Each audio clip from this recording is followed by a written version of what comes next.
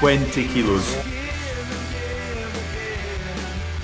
Rightio, this demo's getting picked up again today. Spit the last of it out and then we'll send it on its way. Home it goes. That's it, empty. There's a design flaw.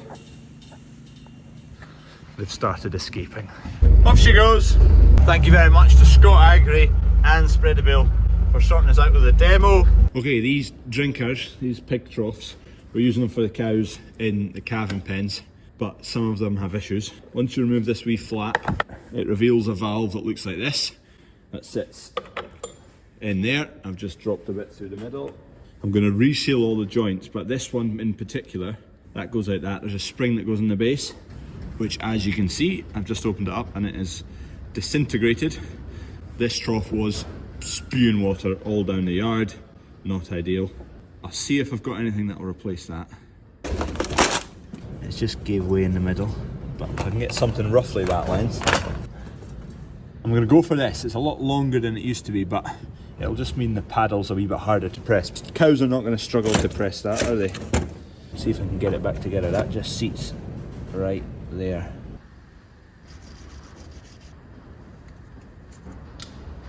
Right, that's assembly back together. So the spring's pushing against this wee plastic gauze filter thing.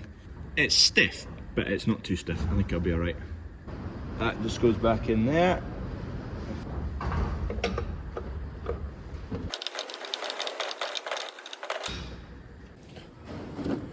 Just need this flat back on. I need a new bolt because that bit was sheared. So the bolt that goes through there, never too big. Might work. Oh, it's too short. If only I owned a working lathe. Just like my Defender. It will work eventually. Hold on, there's some longer ones. Come on. That'll do the job. One hopefully working trough now. I need to block off that end with a blank and then put a fitting on there to take a blue alkathene, 25mm alkathene. Can I get your hand to ride on? Just a piece of leg to bite on, but I'm not to fly my car. Just as well I decided to do them all because I found another broken spring in here. So that can disappear off into the abyss.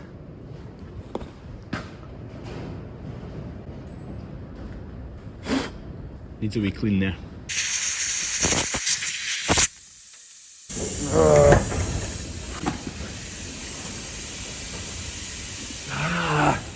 Dad's been to fetch me some bits, so I've got two new ones of those adapters which I was needing because the threads on that one are chowed to hell. There's only really 15mm of thread binding on there, so, and it's plastic, so it's a bit fragile there. That's not the greatest. It really wants threads going right the way back.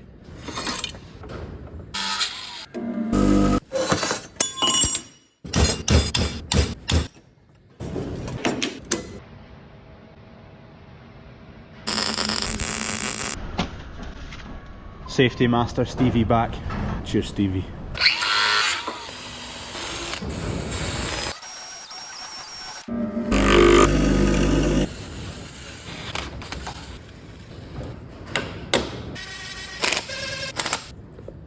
It needs a slight bit of alteration. My design is poor. Another bit of that just behind it, right there. Should solve it. Guess what? I found my GoPro. This is where it was. On the side of the cardboard bin. Anyway, that is that. Complete. Back in action. Take that wee bit of polyurethane, whatever. Is it nylon? Someone will know. It's the material boards are made out of on conveyor belts and whatnot.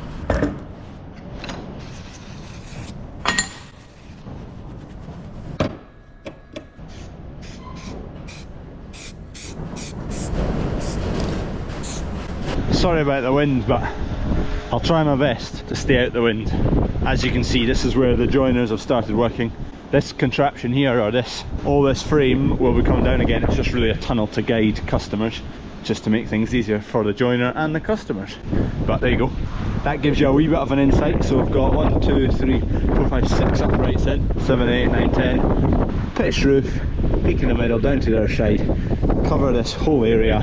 So right now that's the farm shop entrance as it is, but if you come over here, if you imagine that entrance but there instead, does that make sense?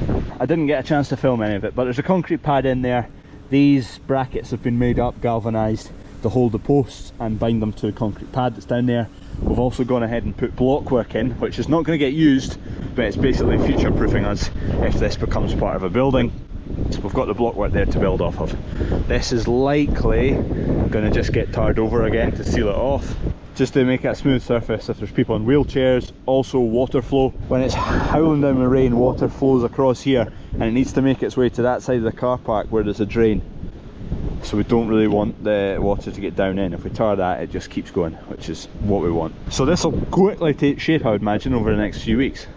It's coming together now. Everything should fly up because they put everything together in their workshop, or they've built everything over the last few weeks in the workshop, so it's ready just to whack up and in. So give it a couple of weeks and the main shape will be there.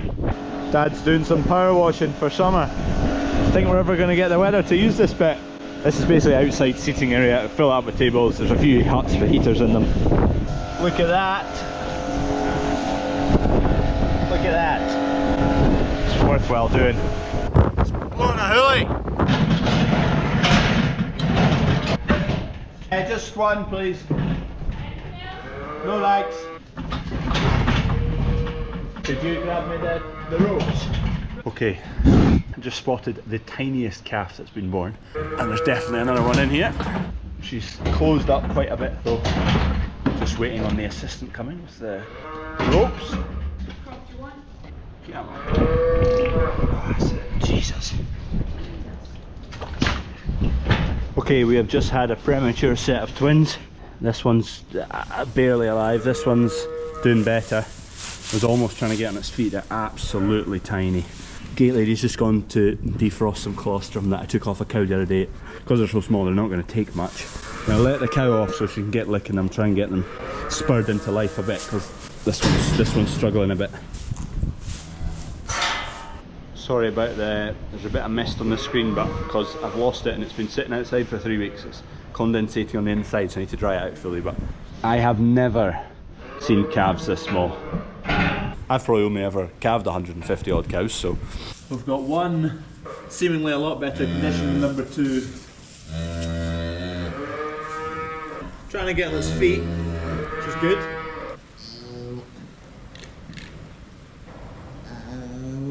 We've had another calf born, which really puts into perspective the size of these two. I'm just tubing them at the moment, so this isn't a calf's tube, it's a lamb's tube, but it's not much bigger than a lamb, so it'll do the job fine. This one's definitely got more go about it. I'm going to weigh them. I would hazard a guess at 15 kilos.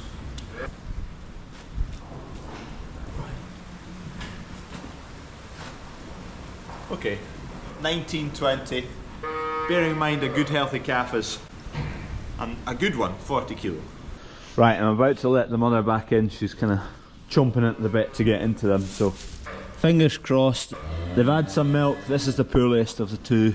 They've got a belly full of warm milk. I'll let the mother back in. It's about 12:30, 1. I just need to go and sort out another calf which is just over that wall. And then I'm going to head to bed, get up in a few hours, and fingers crossed, really. I don't know whether to give that second calf a small jag of Metacam. I might do. While we wait for the cow to realise she can get back in. That Angus calf that's a pet, Pancake, it was a set of twins. The second born was struggling for the first few hours, looked very much like that, but obviously this is premature as well. And the vet said to give it 1 ml of Metacam, and it just went boom, it just spurred it into life. So I'm going to give that calf just a wee lick of Metacam. For comparison, this calf was born 3 hours later than those twins, and it is a belter in comparison. How you doing, mother?